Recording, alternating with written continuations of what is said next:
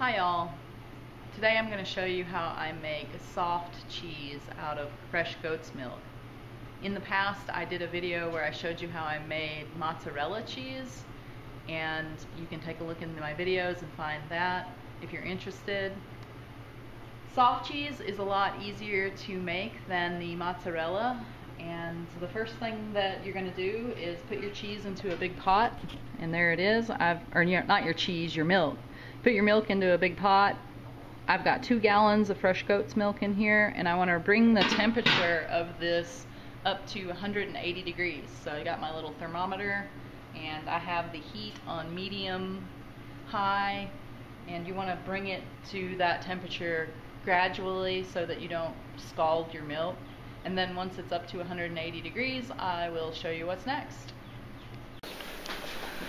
Okay, my milk has been heated to 180 degrees, and now I'm going to add the one and only ingredient to get your soft cheese started, and that is an acid, and I'm using white vinegar.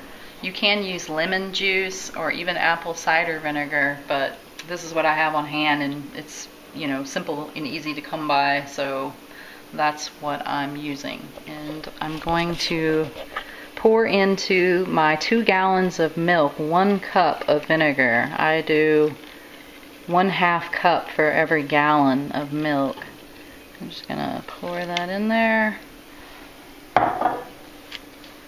Give it a little stir, kind of mix it all in, and then I'm gonna stop messing with it.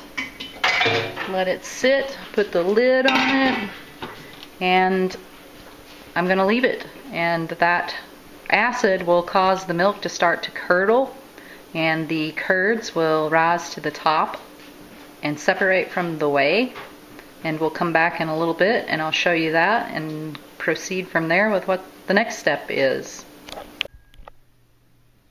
Okay, the cheese in progress has been sitting in the pot for probably a couple of hours, and that's not necessarily how long you have to leave it sit. You just you check it when it's ready, and you can see the curd in there. And so now, to get the curd out of separated from the whey, we're going to need to strain it. And for soft cheese, use cheesecloth to accomplish this. What we're looking at here is my strainer colander over a stainless steel pot, and then I put my cheesecloth over the top of that, like so. And this is not cheesecloth like you would buy at, like, say, Walmart in their craft supply area. They have packages of what they call cheesecloth.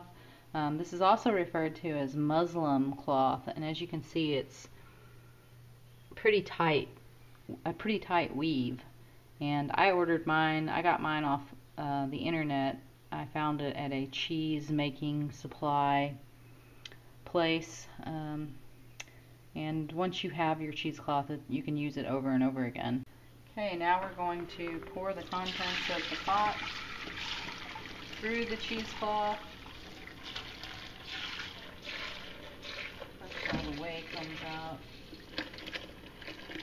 Probably gonna exceed the capacity of my pot.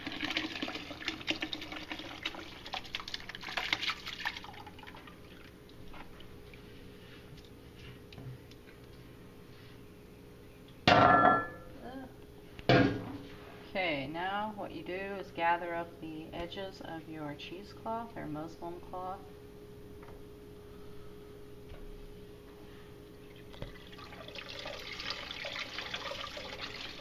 And I'll go ahead and give that kind of a squeeze